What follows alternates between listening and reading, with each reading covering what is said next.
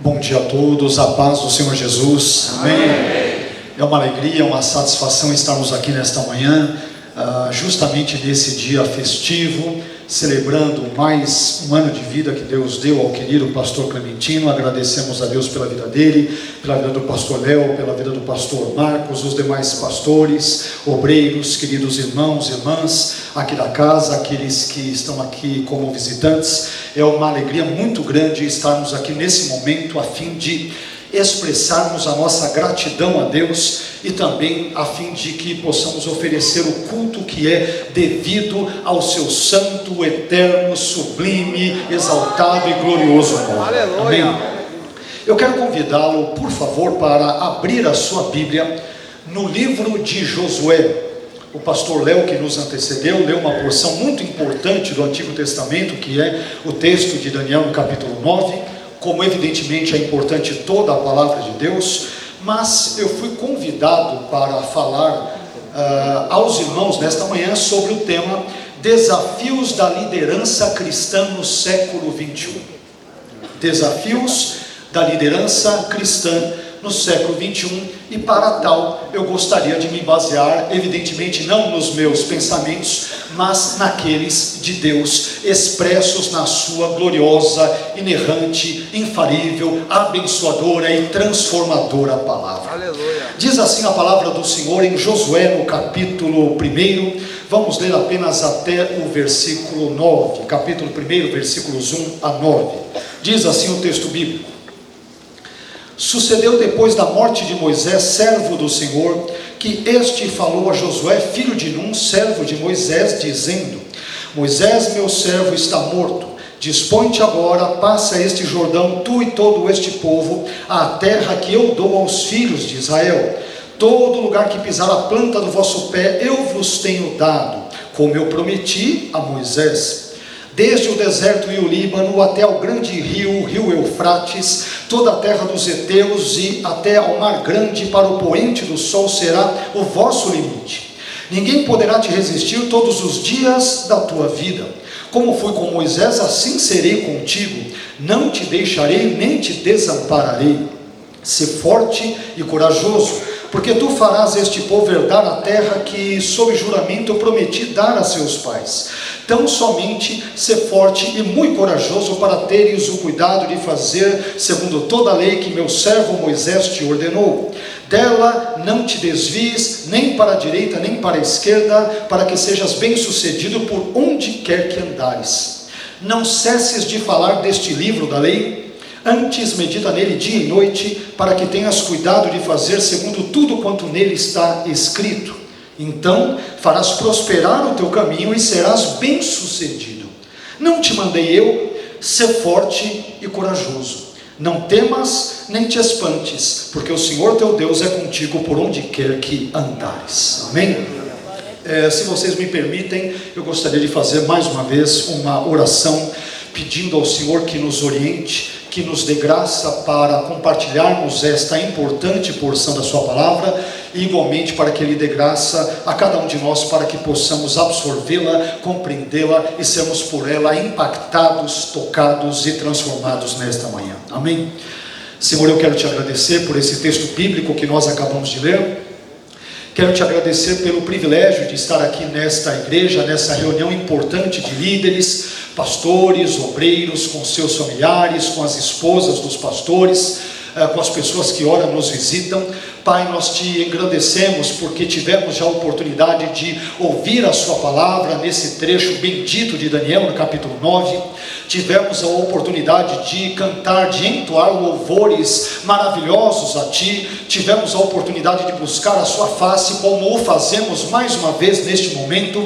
E agora, Senhor, nós lemos uma parte mais uma vez relevante das Escrituras e te pedimos que o Senhor nos instrua, que o Senhor nos corrija, que o Senhor venha nos abençoar por meio desse texto. Nós somos carentes, necessitados de ouvir a sua voz nesta manhã e suplicamos que o teu Espírito Santo ilumine o nosso entendimento, trabalhe no nosso coração, na nossa mente, em todo o nosso ser, de modo que sejamos abençoados por meio da exposição da sua gloriosa, infalível e inerrante palavra. É o que nós te pedimos, agradecidos, em nome e para a glória do seu santo Filho Jesus. Amém. Amém.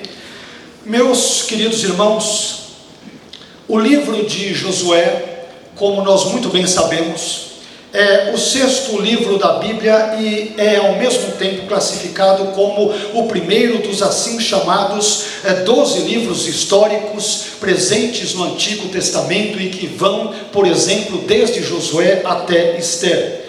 E o livro de Josué ele foi escrito por pelo menos, ou com pelo menos, 2 propósitos em mente. O primeiro deles, preservar um registro da história da conquista de Canaã sob a liderança de Josué, isto é, o sucessor de Moisés. E segundo, descrever como se deu a divisão da terra de Canaã entre as 12 tribos ali de Israel.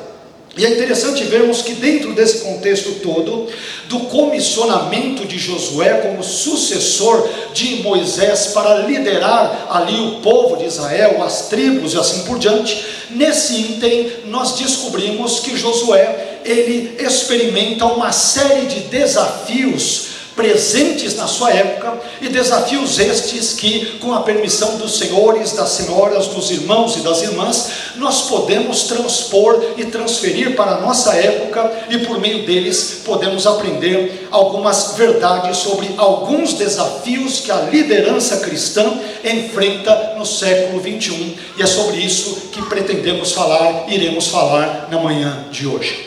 Mas lendo esse texto, eu aprendo em primeiro lugar que o primeiro desafio que a liderança cristã enfrenta no século 21, tendo como fundamento a experiência do próprio líder do contexto veterotestamentário, isto é, Josué, é o desafio de cultivar a mentalidade de servo.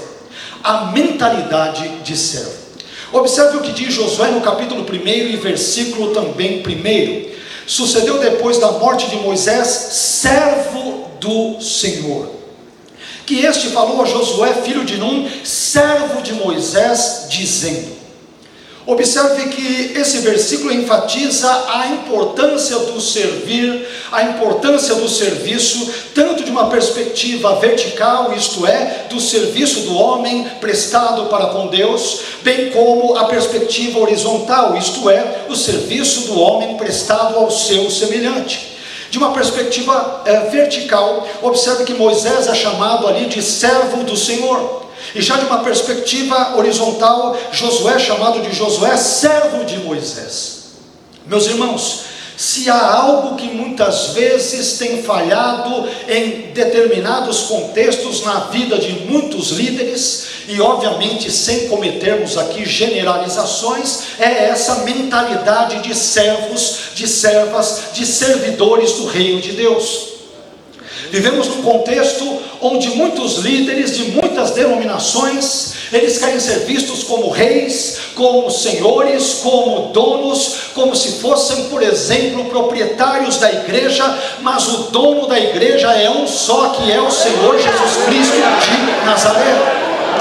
O dono da igreja não é o bispo, não é o pastor, não é a pastora, não é o teólogo gabaritado, não é o linguista, não é o exegeta, não é o biblista, não é o presbítero, não é o regente de coral, não é o líder do grupo das irmãs ou dos irmãos, mas o dono da igreja foi, é e será um só, o Senhor Jesus Cristo de Nazaré.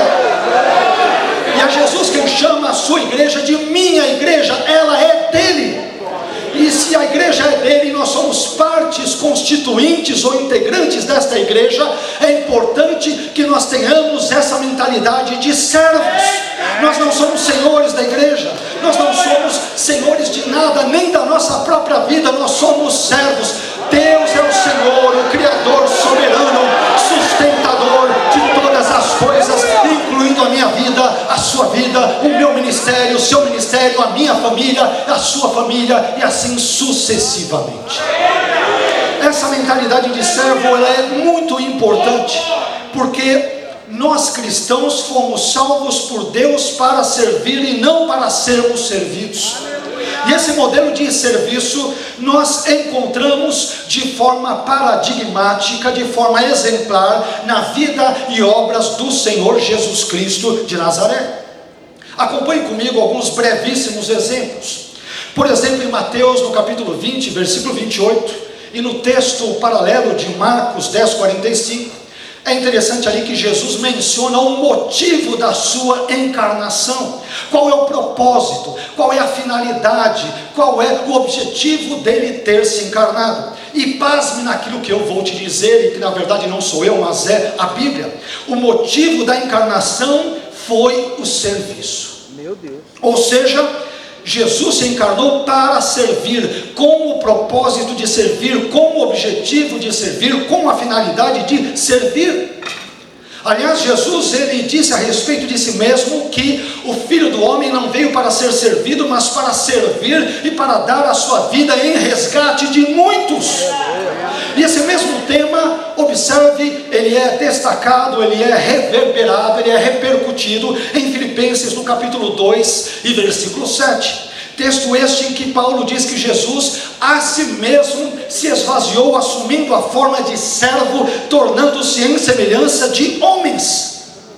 Meus irmãos, o ministério de Jesus, ele foi caracterizado pelo serviço, tanto vertical, isto é, prestado a Deus, bem como o serviço horizontal, isto é, o serviço prestado aos homens, ao próximo, a mim, a você e à humanidade em termos gerais. Portanto, se nós somos discípulos de Jesus, uma pergunta deveria estar sempre presente em nossos pensamentos, em nossa imaginação, em nossos planos, em nossos projetos, na nossa agenda e assim por diante. E a pergunta, de forma resumida, é: como eu posso servir melhor ao meu Senhor e às pessoas? Meus irmãos, Deus não tem filhos que não sejam servos. Preste bem atenção nisso. Aleluia. Deus, ele não tem filhos que não sejam servos. Por isso, um cristão que vive apenas se servindo, mas que nunca serve aos outros, é um cristão que não serve, com perdão pelo trocadilho. Às vezes, nós trazemos a mentalidade gastronômica do self-service para dentro da igreja. E às vezes temos líderes que buscam mais servir a si mesmos, ao seu ventre, aos seus desejos individualistas, narcisistas, egoístas, do que termos uma mentalidade de servo para servirmos a Deus, a igreja, o povo de Deus, as pessoas e assim por diante. Mas a primeira verdade que aprendemos nesse texto é que tanto Moisés é visto como servo de Deus, assim como Josué é visto como servo de Moisés. Que Deus nos ajude nesta manhã a sairmos daqui com a mentalidade de que Deus nos chamou para servi-lo acima de tudo, mas também para servirmos ao nosso irmão e à nossa irmã em Cristo. Essa é uma primeira característica de um líder que de fato serve a Deus, o adora e busca fazer a sua vontade. Mas indo um pouco mais adiante, um assunto ainda mais espinhoso presente nesse texto, e que toca bem de perto, inevitavelmente, a minha vida e a sua, é o seguinte e segundo desafio. O segundo desafio que a liderança cristã enfrenta no século 21 é o desafio de perceber o seu prazo de validade neste mundo. Meu irmão, não sei se você sabe, mas neste mundo, não estou me referindo ao mundo por vir, não estou me referindo à eternidade, não estou me referindo ao contexto que envolverá os novos céus e a nova terra e aquilo que decorrerá dos mesmos, mas neste mundo, eu e você temos um prazo de validade. Neste mundo, eu e você temos uma data de validade. Veja o que diz Josué capítulo 1, versículo 2, parte A: Moisés, meu servo, está morto. Moisés, meu servo, está morto. Sabe que o que eu penso quando eu leio sobre isso? Moisés, o grande líder de Israel. Eu penso que nós, seres humanos, independentemente de sermos líderes ou não, nós somos seres contingentes. Esta talvez seja uma das piores realidades, uma das mais duras, mais difíceis, mais complexas, mais complicadas realidades com as quais um homem de Deus, uma mulher de Deus, ele se depara na sua vida. Eu sou contingente. E em linhas bem breves, sabe o que significa ser um ser contingente? Contingente, se você pesquisar, por exemplo, o seu antônimo, o antônimo de contingente é necessário. Deus é um ser necessário. O mundo não teria como existir, o universo não teria como existir, eu e você não existiríamos, nada poderia existir sem Deus, porque Deus é um ser necessário. Paulo vai dizer em Atos que ele é tão necessário que nele nós vivemos, nos movemos e existimos. Oh, glória! Não existe vida fora de Deus, não existe movimento fora de Deus, não existe existência fora de Deus. Isso significa que Deus é um ser absolutamente necessário. Aleluia! Agora, eu e você não somos seres necessários, somos contingentes. Contingente, me permita dar uma definição muito breve, muito simples, nada rebuscada. Contingente é aquilo que existe, mas pode não existir. É aquilo que acontece, mas pode não acontecer. É aquilo que é, mas pode não ser. Eu hoje tenho 51 anos, o que significa dizer que há 52 anos atrás eu não existia. E talvez daqui a segundos, ou minutos, ou horas, ou semanas, ou meses, ou anos, eu tenho certeza de que eu não existirei mais, pelo menos neste mundo. Sabe por quê? Porque eu e você não somos necessários para este mundo, somos contingentes. Deus é necessário, Ele e a sua palavra são eternos, e Ele dura para todos sempre. Só que isso é interessante porque quando eu falo sobre essa contingencialidade da vida, parece-me que alguns líderes não entenderam bem essa parte, esse capítulo tão óbvio, tão evidente, tão clarividente da nossa vida. Eu não sei se você reparou, mas quando viemos a este mundo, nenhum de nós trouxe nada. Nem cabelo você trouxe a esse mundo, nem dentes, nem roupa você trouxe a esse mundo. E eu desconfio que quando nós partirmos, nós também não levaremos conosco nada deste mundo. Eu nunca vi um carro forte ou uma transportadora, um caminhão de transporte e seguir um caixão.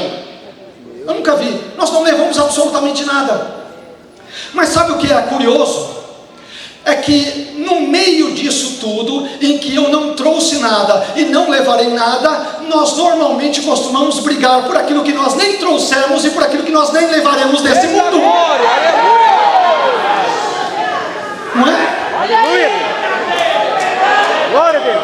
E essa contingencialidade da vida, ela é interessante porque se a nossa vida é breve, se a nossa vida tem uma data de validade neste mundo, então, meu irmão, isso chama a nossa atenção, sobretudo para a vida de pastores, líderes, obreiros, muitas vezes sobrecarregados com as dimensões espirituais, ministeriais, com os problemas da igreja.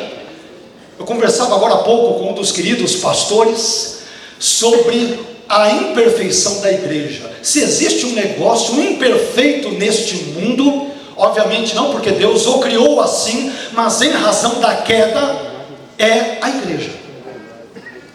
A igreja é por natureza problemática. Por quê? Porque ela é composta de pecadores, e pecadores, não sei você, mas eu sou um pecador problemático. Eu preciso sempre de Deus, da graça de Deus, da misericórdia de Deus, da compaixão de Deus, do amor de Deus, da presença de Deus, do Espírito de Deus, da palavra de Deus, do encorajamento de Deus, porque eu, cara, sou problemático. E conversava com um dos diletos, queridos pastores, irmãos ali, amigos em Cristo, que se a igreja de Corinto, que é uma das igrejas mais problemáticas do Novo Testamento, todo tipo de rolo está ali, parece curva de rio, né? Tinha panelinha, algo que não existe hoje nas igrejas, só naquela época que existia. Hoje não tem mais. Eu sou de Marcos, eu sou de Clementino, né? Eu sou de Léo, eu sou de fulano, de ciclano. Isso não existe hoje, só existia no primeiro século. Era um que arrastava o outro no tribunal, 1 Coríntios capítulo 6. Era um monte de dúvidas sobre o casamento, 1 Coríntios capítulo 7. Um monte de dúvidas sobre os dons, 1 Coríntios capítulo 9. Muitos crentes, entre aspas, coríntios, não criam na ressurreição. Vê se pode uma coisa dessas. É o centro da nossa fé, o fundamento da fé cristã é a crença na ressurreição do Senhor Jesus Cristo. Mas muitos coríntios não criam que Jesus havia ressuscitado dos mortos. Glória a Deus. Você fala, que igreja enrolada, enroscada, complicada, terrível. E aí quando eu leio o início de 1 Coríntios capítulo 1, eu fico desconcertado, porque Paulo se refere aos coríntios como santos, santificados em Cristo Jesus. Meu irmão, se isso não é graça, se isso não é compaixão divina, se isso não é misericórdia de Deus, se isso não é o amor de Deus que nos constrange, eu não sei mais o que é, eu não sei que definição dar. Mas observe que a igreja é composta de pecadores, de pessoas que são contingentes, com perdão pela redundância. Somos seres contingentes. Hoje existimos, amanhã, daqui a pouco não existiremos mais. Pelo menos não, reitero, repito, neste mundo. Isto significa dizer que nós líderes temos que nos preocupar com a nossa saúde. Isso é muito importante. Tem uma frase muito interessante atribuída a um jovem pastor escocês do século XIX chamado Robert Murray McCheyne, que morreu precocemente aos 29 anos de idade de febre tifoide. E no seu leito de morte, conta-se que McCheyne, ele chamou um dos seus amigos que estavam ali presentes, e ele lhe disse algo muito instrutivo para a vida de todos os líderes. Ele disse: Deus me deu uma mensagem para entregar e um cavalo para cavalgar.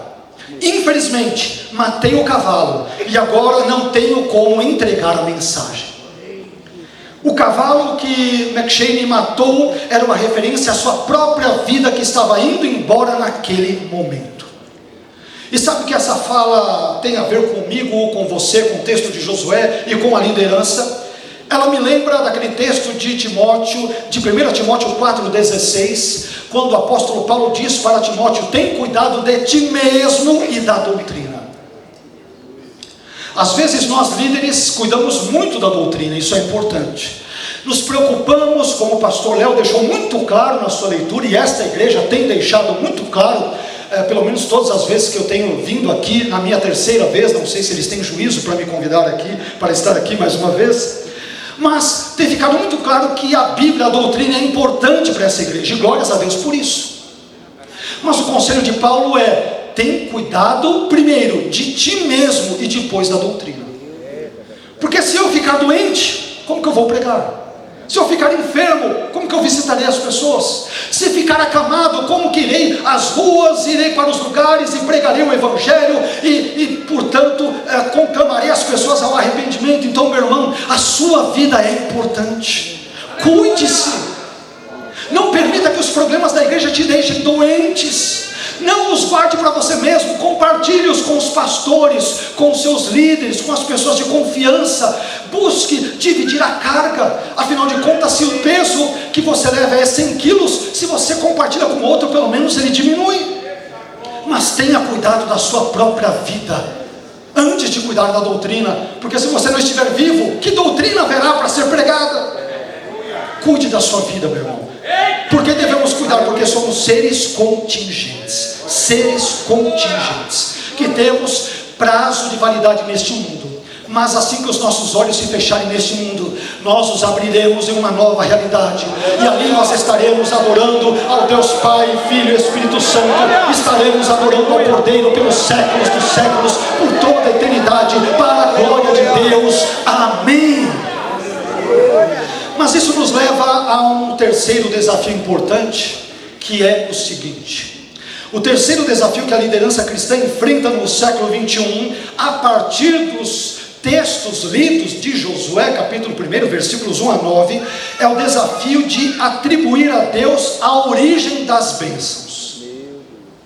Sabe, um problema que pode ocorrer, não é que vai ocorrer, não é que deve ocorrer, mas que pode ocorrer a muitos líderes, é eles acharem que a igreja está crescendo por causa deles.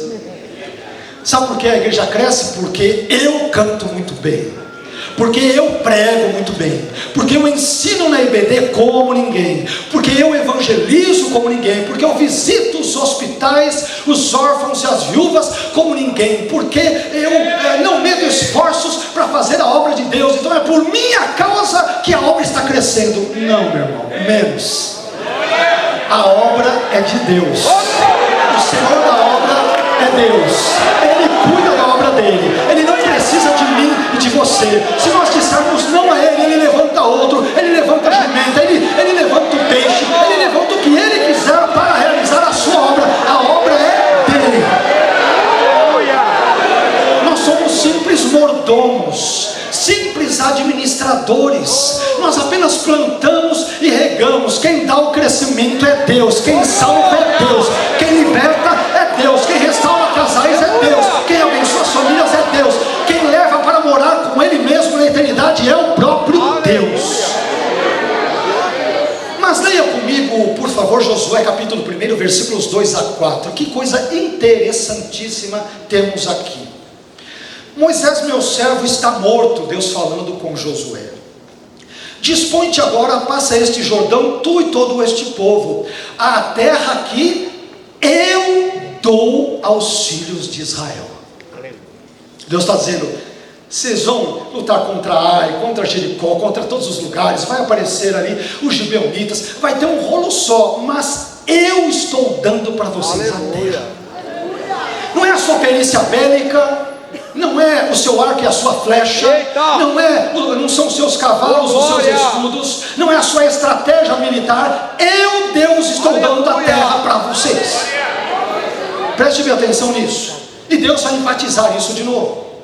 Versículo 3: todo lugar que pisar a planta do vosso pé, eu vos tenho dado, como eu, Deus, prometi a Moisés. Desde o deserto e o Líbano até o grande rio, o rio Eufrates, toda a terra dos heteus e até ao mar grande para o poente do sol será o vosso limite.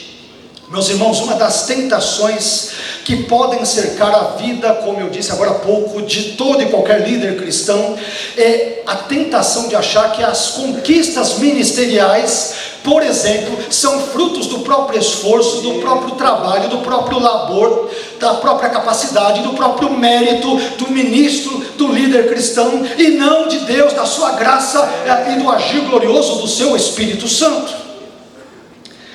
É interessante que, a propósito, em 1 Coríntios capítulo 15, versículo 9, o apóstolo Paulo diz algo simplesmente desconcertante. Eu acho que todo ministro do evangelho, todo líder, independentemente de ser pastor, bispo, enfim, diácono, presbítero, obreiro, não importa, todo cristão deveria ler bem isso e introjetar isso. Às vezes nós achamos que arrasamos na obra de Deus. Às vezes nós falamos, ninguém nos segura.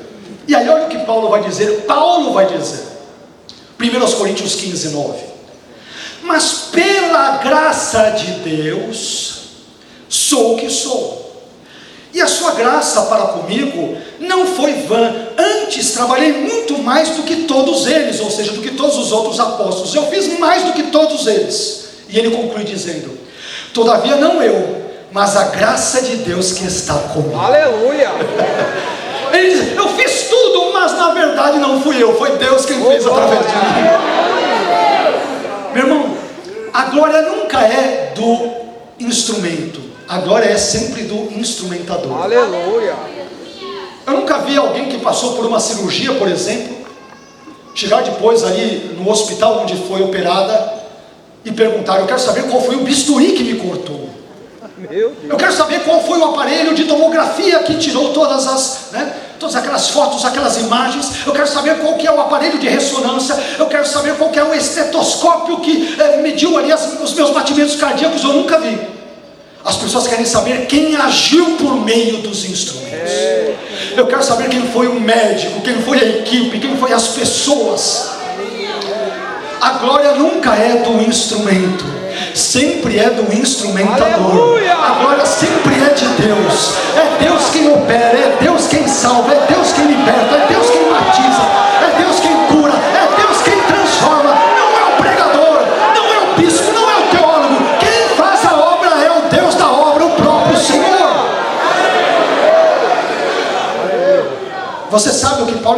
dizer aqui, quando ele diz o que disse em 1 Coríntios 15, 9, Paulo está dizendo o seguinte: eu prego porque a graça de Deus é comigo. Aleluia. Eu busco persuadir judeus e gentios quanto à fé em Cristo, porque a graça de Deus é comigo.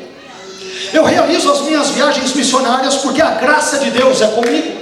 Eu planto igrejas porque a graça de Deus é comigo. Eu escrevo epístolas porque a graça de Deus é comigo. Eu supero as lutas e sofrimentos da vida cristã porque Deus é comigo, porque a graça dele é comigo. Em outras palavras, Paulo está dizendo: eu sou quem sou não por mim mesmo, mas sou quem sou por causa de quem Deus é na minha vida. E só porque Deus é gracioso comigo é que eu consigo trabalhar, produzir e frutificar na obra dele, porque ele é o Senhor da obra e é o Senhor da minha vida. Esse é um ponto muito importante, meus irmãos. A questão não é quem nós somos, a questão é quem Deus é. E porque Deus é gracioso, generoso, bondoso, compassivo, salvador, transformador, onibenevolente conosco, miseráveis pecadores, porque ele é tudo isso e muito mais. Então é por isso que nós podemos ser líderes, podemos servi-lo, podemos amá-lo, podemos adorá-lo, podemos nos deleitar nele e podemos também nos satisfazer nele. Isso nos leva a um quarto desafio, que é o seguinte: o quarto desafio que a liderança cristã enfrenta no século 21, tendo como base o texto ora lido, é o desafio de viver continuamente na presença de Deus. Esse tema foi muito bem citado aqui, explorado no melhor dos sentidos pelo pastor Léo, pelo pastor Isaías, que nos abençoou aqui com a sua voz, com os cânticos abençoadores, ungidos nesta manhã. Mas, meu irmão, um dos grandes, talvez o maior desafio da liderança cristã que ela possa enfrentar no século 21 é o desafio de viver continuamente na presença de Deus. Porque, convenhamos, hoje redes sociais, mídia, a TV, inteligência artificial e a overdose de informações que nós temos, tudo acaba disputando a nossa atenção. Existem muitas vozes neste mundo que buscam disputar a minha e a sua atenção e buscam ser concorrentes à voz de Deus e à presença de Deus. Isso é muito perigoso. Às vezes crentes que ficam 3, 4, 5 horas na Netflix, nas redes sociais e assim por diante, mas não ficam 5 minutos lendo a palavra de Deus, orando, se santificando e buscando a presença de Deus. Isso é preocupante. Mas veja o que diz Josué capítulo 1, versículo 5. Josué 1,5 diz: ninguém poderá te resistir todos os dias da tua vida, Josué. Quando você olha, você fala: Josué é o cara, né? Ele é forte, ele é uma espécie de um lutador gospel de MMA. O cara, é forte, é robusto, é espiritualmente bombado, diríamos. E se você pensou nisso, evidentemente você se equivocou, porque a continuidade do texto explica porque ninguém conseguiria fazer frente a ele. Ninguém poderá te resistir todos os dias da tua vida. Por que, Deus? Porque eu sou bom? Não.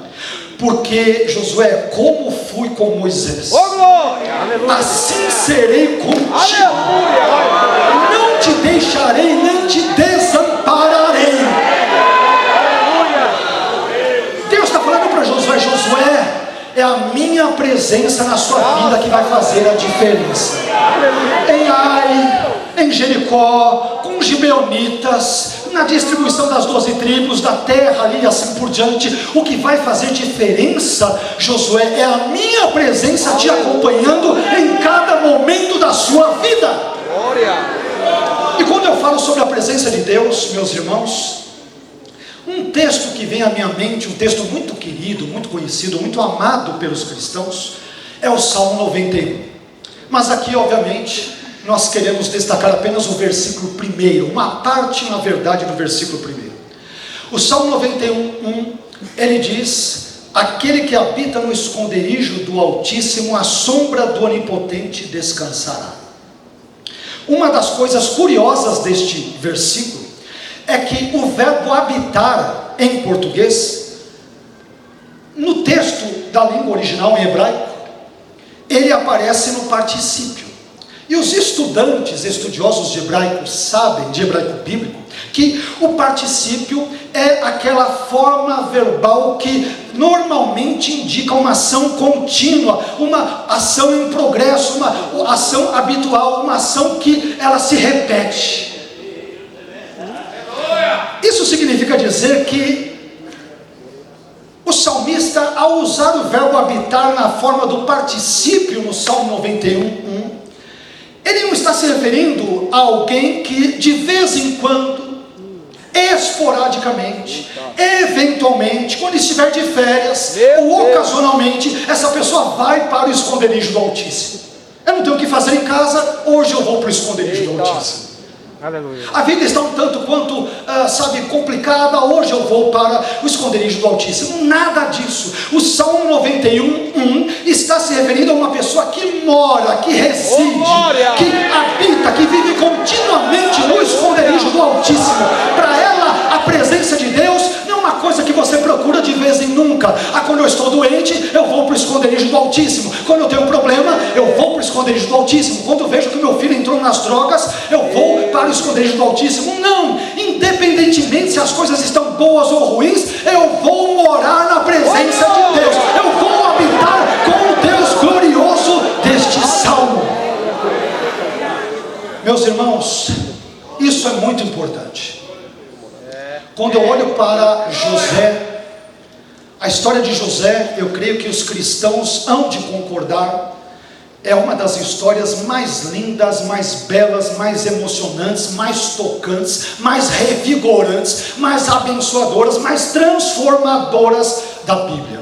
Aliás, tudo que está na Bíblia tem esse mesmo teor, porque tudo é igualmente palavra de Deus. Mas o segredo de José, que é descrito como um jovem belo ali no texto, uma pessoa sábia, uma pessoa que tem sonhos proféticos, o segredo dele é esta coisinha entre aspas que eu acabei de mencionar, que se chama presença de Deus. A presença de Deus, meus irmãos, é aquilo que há de mais importante na vida de qualquer pessoa. E em Gênesis 39, quando José se vê no Egito, primeiro na casa de Potifar e depois no cárcere e depois na prisão, o texto bíblico, o autor bíblico, por meio do texto, irá registrar 4 vezes que a presença de Deus era percebida, era notada, era verificada na vida de José. Você lê Gênesis 39:2, o texto diz que o Senhor estava com José. Depois Gênesis 39:3 declara que o Senhor estava com ele. Na sequência, em Gênesis 39:21, o autor bíblico repete, ele lembra que o Senhor estava com José. E por fim, em Gênesis 39:23, ele conclui dizendo, o Senhor estava com ele. Eu fico me perguntando por que versículos, uns próximos dos outros, perto dos outros, quase seguidos aos outros, por que lembrar isso? Mas o Senhor está com José, mas o Senhor está com José, mas o Senhor está com ele, o Senhor está com José. Aleluia. Meu irmão, é aquilo que há de mais importante na vida de uma pessoa, é a presença de Deus. Estar na presença de Deus é mais importante do que o marido estar na presença da sua esposa. Embora isto seja importante, mas não é tão importante como estar na presença de Deus. É algo simplesmente singular, sui generis, único, incomparável. E eu desconfio que quem não gosta da presença de Deus aqui na terra vai ter um problemão na eternidade, porque a presença dele que nós sentimos, às vezes apenas como uma faísca, apenas um milímetro, nós não conseguimos visualizar de forma clara, de forma geral, mas esta presença, ela será gloriosa na eternidade. Portanto, se nós não nos acostumarmos com a presença de Deus já neste mundo, nós teremos problemas sérios na eternidade, porque na eternidade, o centro de toda a eternidade será Deus, a presença de Deus, a manifestação da glória de Deus, será Deus, Deus, Deus, Deus e Deus. Mas isso nos leva a um quinto e antepenúltimo desafio presente nesse texto. E o quinto desafio é o seguinte, o quinto desafio que a liderança cristã enfrenta no século 21, é o desafio de assumir a responsabilidade pela parte que lhe cabe na vida. Acabamos de ler e ver Deus dizendo para Josué: vai lá na terra, é a terra que eu dou para vocês. Eu que estou fazendo, ô Josué. Só que isto, ele pode ser interpretado de forma equivocada e pode talvez transmitir uma ideia de comodismo para certas pessoas. Bem, como Deus faz tudo, como é Ele quem dá a terra, como é Ele que repreende o mal, como é Ele que derruba Jericó, como é Ele que abençoa as tribos, como é Ele que faz tudo, então eu não preciso fazer a minha parte, é só esperar sentado de boca aberta e Ele vai fazer tudo. Mas aí nós nos esquecemos da nossa parte. Veja o que diz Josué capítulo 1, versículo 6 a 7, parte A, e versículo 9, parte A.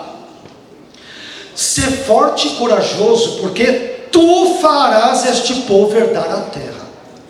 Ô Josué, eu vou ser com você, mas não pense que é assim de graça. Você vai ter que fazer alguma coisa. Eu vou te empoderar, eu vou dar o Espírito Santo, eu vou te dar sabedoria, eu vou te dar a minha palavra, eu vou te ajudar de todos os jeitos, mas você vai ter que confiar em mim e vai ter também que agir. Ser forte e corajoso, porque tu farás este povo herdar a terra que sob juramento prometi dar a seus pais. Versículo 7. Então somente ser forte e muito corajoso, para teres o cuidado de fazer segundo toda a lei que meu servo Moisés te ordenou. Versículo 9. Não te mandei eu ser forte e corajoso? Ô Josué, eu vou fazer algo maravilhoso, mas você vai ter que dar a sua contraparte. Meus irmãos, Deus nos dará saúde para levantarmos cedo, mas Ele não se levantará cedo por nós. Deus nos dará força para trabalharmos, mas Ele não irá trabalhar em nosso lugar. Deus nos dará entendimento espiritual para estudarmos a sua palavra, mas Ele não estudará a palavra dEle por nós, por mim, por você. Deus nos dará condições, maridos, de amarmos a nossa esposa, mas Ele não irá amá-la em nosso lugar. Deus nos dará sabedoria para criarmos os nossos filhos, netos, mas Ele não criará os nossos filhos e netos em nosso lugar. Portanto, não confundamos a presença de Deus com uma espécie de empregada doméstica celestial que fará tudo por nós, enquanto nós ficamos de braços cruzados sem fazer nada. O Deus que abençoa, Ele pede para que oremos. O Deus que abençoa pede para que nos santifiquemos. O Deus que transforma pede para que leiamos a Bíblia e a estudemos. O Deus que salva, Ele pede que nos arrependamos dos nossos pecados e creiamos em Jesus. O Deus que dá a terra prometida é um Deus que quer que cultivemos a presença dEle em cada momento da nossa vida, do nosso viver diário. Isso nos leva ao sexto e penúltimo desafio presente nesse texto. Desafio muito importante, sobre o qual também já foi falado de algum modo na manhã de hoje.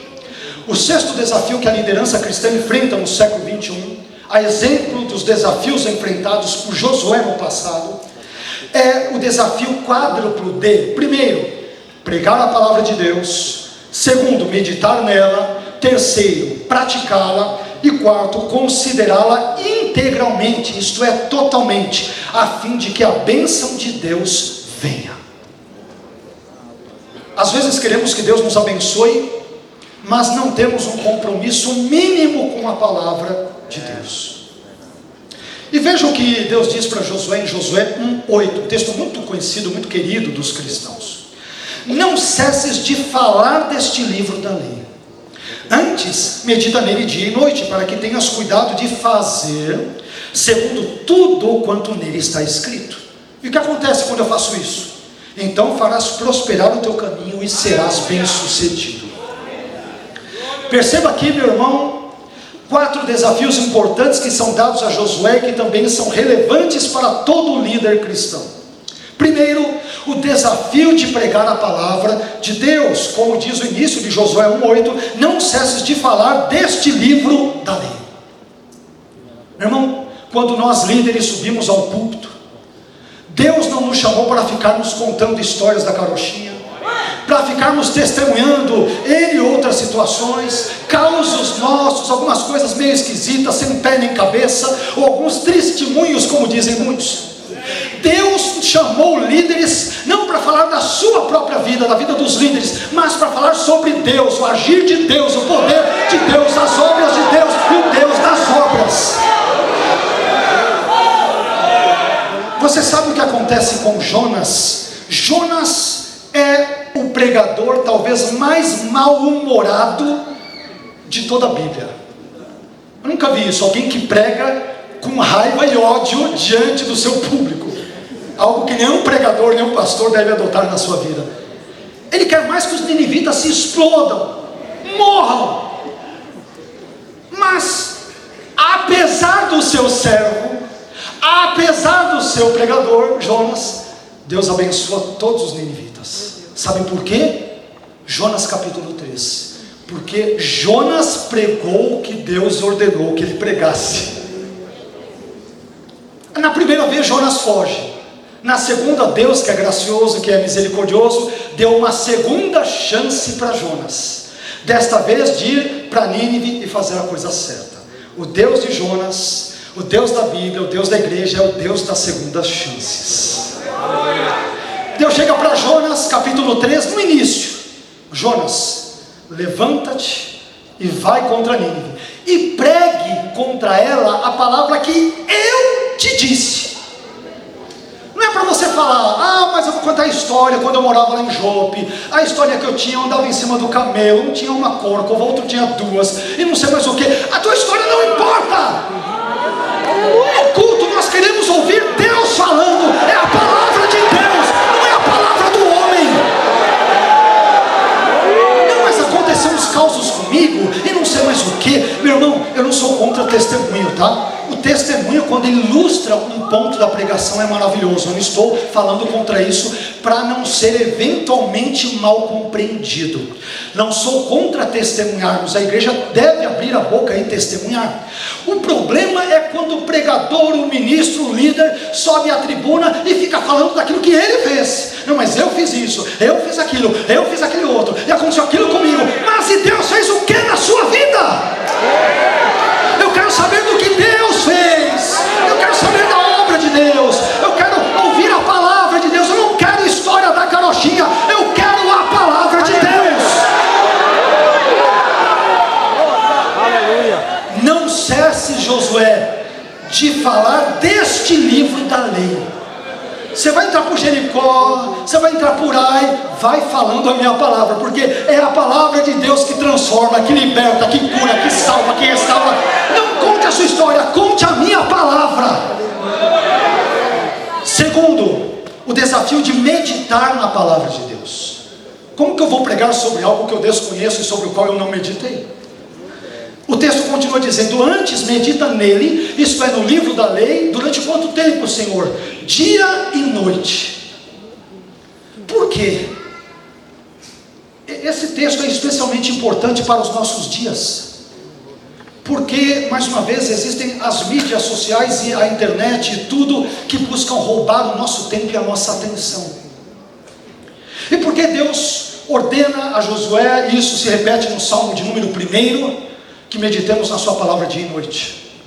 Porque, meus irmãos, aquilo com o qual nós abastecemos o nosso pensamento, as nossas imaginações, é isso que dará ignição nas nossas obras boas ou más. Tem gente que só se abastece de coisa ruim o dia inteiro, 10 horas se abastecendo de coisa ruim, aí depois separa 5 miseráveis minutos. Agora eu vou deixar Deus falar comigo pela palavra dele. Meu irmão, cuidado com o lixo que às vezes você e eu trazemos para dentro de nós mesmos. E por que devemos meditar na palavra de Deus dia e noite? Porque o Deus da Bíblia não está interessado em salvar apenas a nossa alma. Ele quer salvar o nosso cérebro do lixo que tem presente muitas vezes nesse mundo, dos valores deturpados, corrompidos, mundanos e pecaminosos deste mundo. Por isso o Deus da Bíblia, nunca se esqueça disso, Ele quer salvar muito mais do que a sua alma. Ele quer salvar o seu cérebro, os seus valores, o seu casamento, a sua família, a sua ideologia, a sua filosofia, a sua maneira de enxergar o mundo, a sua cosmovisão. Ele quer nos salvar totalmente, integralmente.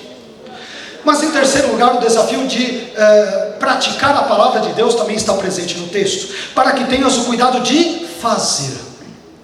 Não adianta nada proclamarmos a palavra, meditarmos nela, mas na verdade nós não a vivenciamos. Eu prego que amar o próximo é uma bênção, mas eu odeio meu vizinho.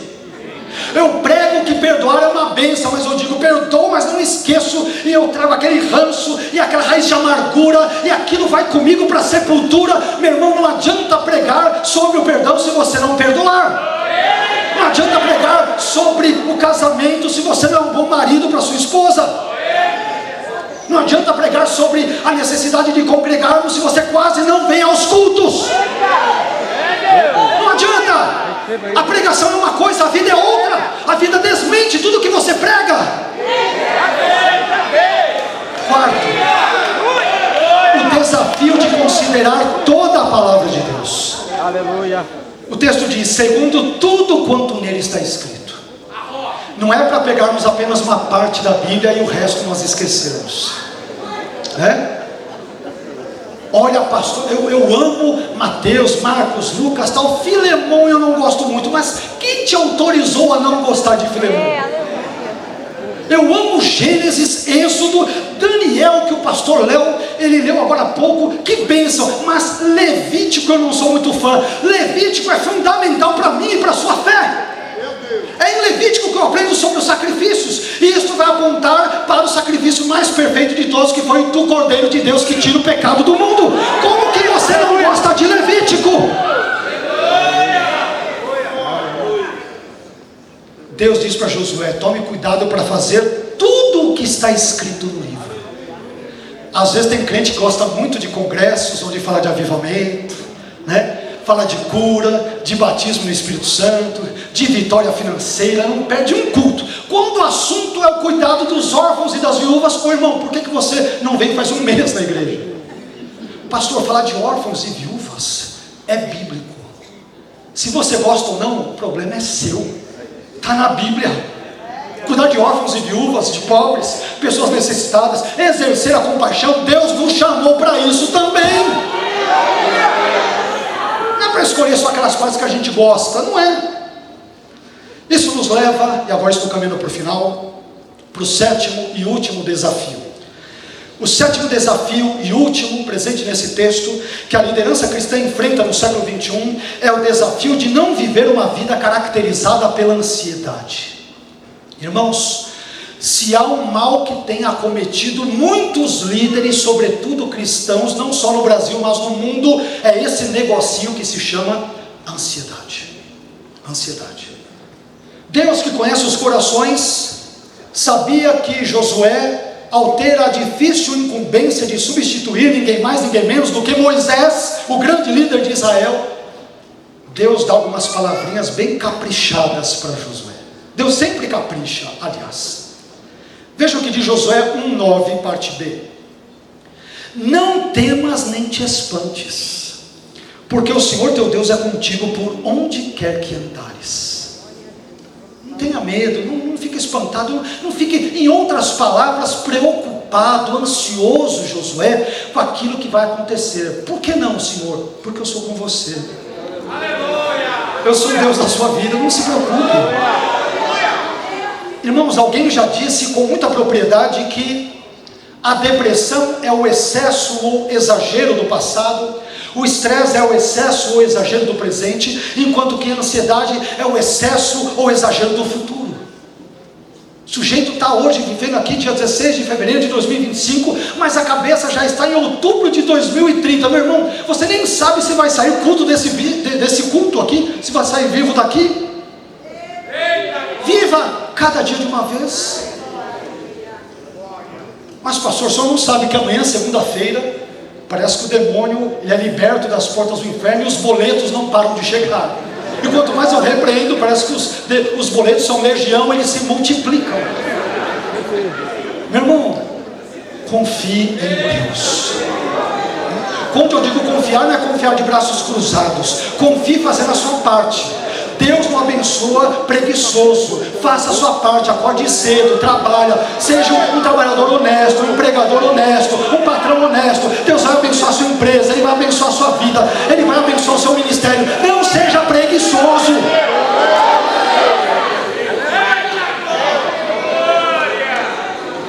Nós, líderes cristãos, estamos muitas vezes preocupados com muitas coisas. Estamos preocupados com o crescimento da igreja, com a conversão das almas, com a frequência aos cultos, com a participação dos irmãos na escola bíblica dominical, com o dinheiro que não entra para reformar a igreja, o banheiro da igreja, a cantina da igreja, o estacionamento da igreja e assim por diante. Mas como nós podemos vencer esse quadro repleto de ansiedade? Nós podemos vencer esse tipo de situação confiando em Deus e na sua palavra. Em 1 Pedro 5,7, o apóstolo Pedro nos ensina a vencer a ansiedade, dizendo: lançando sobre Ele, isto é, sobre Deus, toda a vossa ansiedade, porque Ele tem cuidado de vós. Meu irmão, minha irmã, descanse em Deus, confie em Deus, espere em Deus, aquete o seu coração em Deus. E em Filipenses 4,6, o apóstolo Paulo complementa essa verdade escrevendo o seguinte: não estejais inquietos por coisa alguma, antes as vossas petições sejam em tudo conhecidas diante de Deus, pela oração e súplicas com ação de graças. Eu gostaria de concluir essa mensagem e devolver o microfone ao querido pastor Marcos, ou a quem de direito, recapitulando brevemente os desafios, os 7 desafios para a liderança cristã que esta enfrenta no século 21, se você me permite, apenas para efeito de nos ajudar a fixá-los na memória. Primeiro, nós vimos que é o desafio de cultivar a mentalidade de servo. Segundo, o desafio de perceber o nosso prazo de validade neste mundo. Terceiro, o desafio de atribuir a Deus a origem das bênçãos, de todas as nossas bênçãos. Quarto, o desafio de viver continuamente na presença de Deus, é habitar no esconderijo do Altíssimo, é morar, é sempre estar junto a Deus, a sua palavra e assim por diante. Em quinto lugar, o desafio de assumir a responsabilidade pela parte que nos cabe na vida, e não terceirizarmos a responsabilidade para outros, ou até para o diabo. Não. Sexto, o desafio quádruplo de pregar a palavra de Deus, de meditar nela, de praticá-la e de considerá-la integralmente, totalmente, a fim de que a bênção de Deus venha sobre nós. E sétimo, o desafio de não viver uma vida caracterizada pela ansiedade. Amém? Eu quero te convidar a ficar em pé. Quero orar por e com você. Estarei passando a palavra para o pastor Marcos. Eu espero que Deus tenha usado esta singela reflexão para abençoar a sua vida. Sei que estamos aqui nesta manhã importante. Todos os dias são importantes na presença de Deus, todos são. Mas eu espero que Deus tenha usado esta mensagem para abençoar a sua vida, para alertá-lo, nos alertar, nos corrigir. Às vezes queremos apenas palavras favoráveis de Deus, mas negamos ao próprio Deus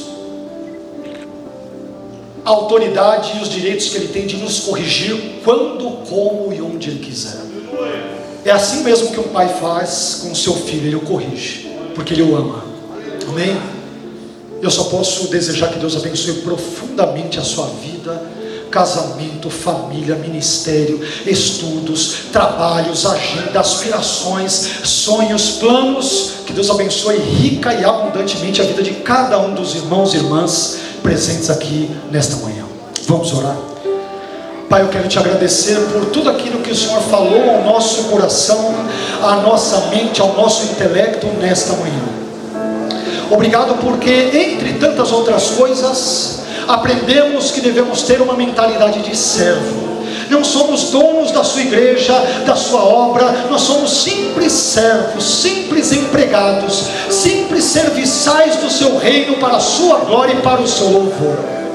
Também aprendemos que somos finitos, somos seres contingentes e que, portanto, nós não somos necessários neste mundo, mas se nós aqui estamos, ajude-nos a servi-lo, ao Senhor, à sua obra e ao nosso próximo, à sua igreja, da melhor maneira possível.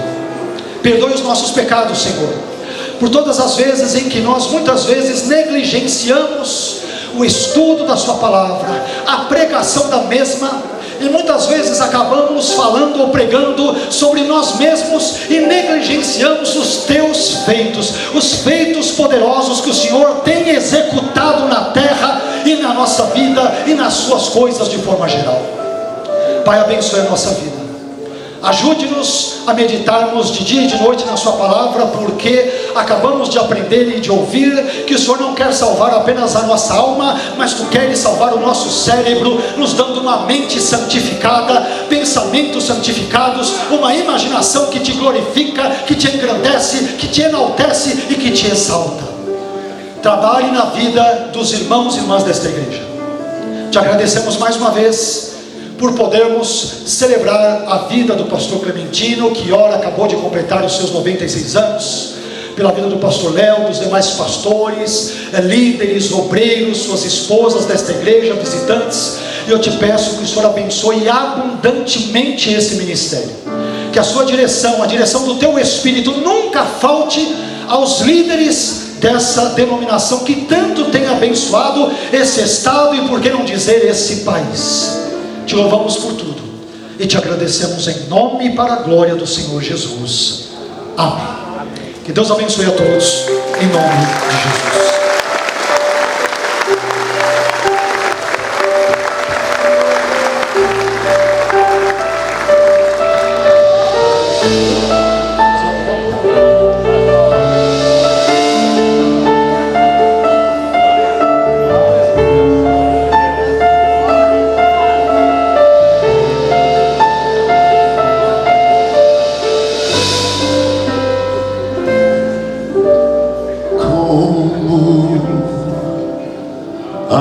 Agradecer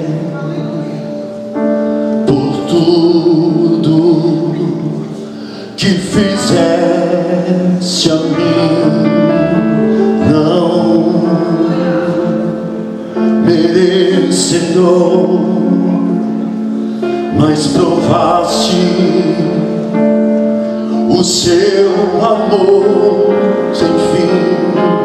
As vozes de milhão de anjos não expressam a minha gratidão. Tudo que sou e o que almejo ser, eu devo tudo a Ti. A Deus seja a glória, a Deus seja a glória, a Deus seja a glória por tudo que fez por mim.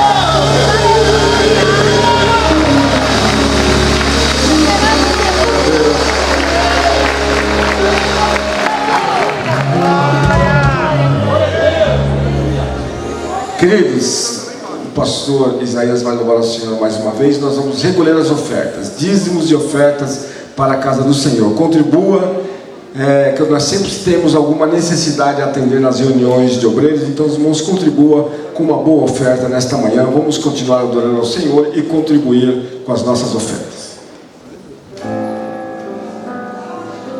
Tu que dele por ele, para ele são todas as coisas.